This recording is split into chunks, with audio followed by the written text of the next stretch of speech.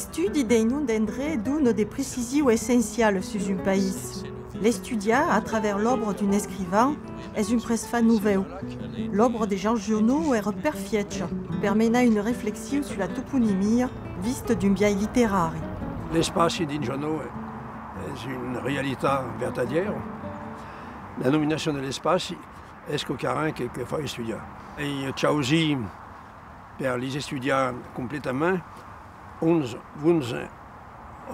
romans de Giono, ou chroniques de Giono, mais qui aident à la compréhension de l'œuvre et à l'étude littéraire de l'œuvre de Giono. En toponymie també, Jean Giono bastiguait ses romans sur des structures fondamentales. Le pays, le paysage sont faits des lures per la montagne, des roses et per l'aigle, et des ségures per Durance. La Durance, d'abord géographiquement, c'est une véritable colonne vertébrale de la Provence, puisqu'elle traverse une grande partie de la Provence depuis sa source dans le Briançonnais jusqu'à son embouchure, la confluence avec le Rhône au sud d'Avignon.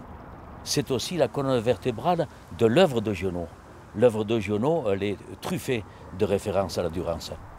Il y a pas mal de noms qui sont vertadiers et il y a une minorité de noms qui sont farga, mais à Cassino sont les noms qui agradent l'humain à Giono et qui ont une cargo symbolique.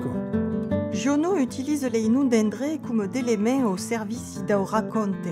Ainsi, la grange de la Douloire, dit une des Beaumugnes, est l'ustau de la douleur et d'un malheur escondu.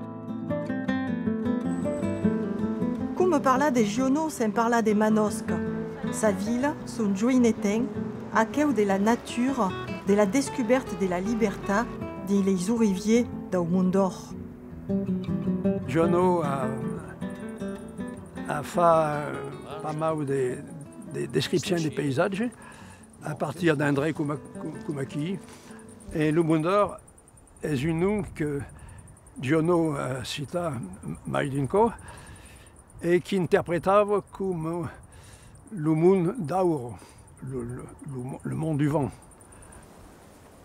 Perché Giono a donné questa interprétation, mi pensi che perché l'appellation monde d'or, mais l'auro, le vent, est mai dynamique et est quelqu'un qui s'éveille souvent dans l'œuvre de Giono, des paysages qui sont dynamisés. C'est une toponymie un petit peu inventive, un petit peu fantaisiste, parce que des fois, il y a des noms de lieux qui correspondent au paysage qu'il décrit, mais des fois, il transpose et il les déplace.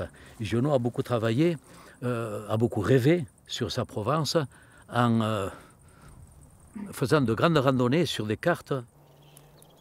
Il travaillait, pour commencer, avec des cartes Michelin, des cartes d'Estamajor anciennes du siècle XIX, ou des cartes hygiène qui étaient environnées d'un cercle pour désigner un André qui voulait mettre de son œuvre. L'écriture de Jean Giono est toute faite de sensualité. Nous fait entendre, nous fait sentir. Les noms d'où nous aveire. Laubette, Beaumugne, Gantière, Riofray.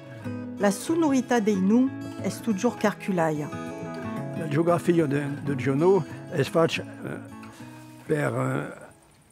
à commencer par la réalité qu'il connaissait bien, mais c'est une géographie imaginaire déplaçable des lieux et les noms des lieux d'un endroit à l'autre. C'est une toponymie complètement remaniée. Giono disait très justement, la Provence que je décris est aussi vraie que la Grèce de Médée et d'Antigone.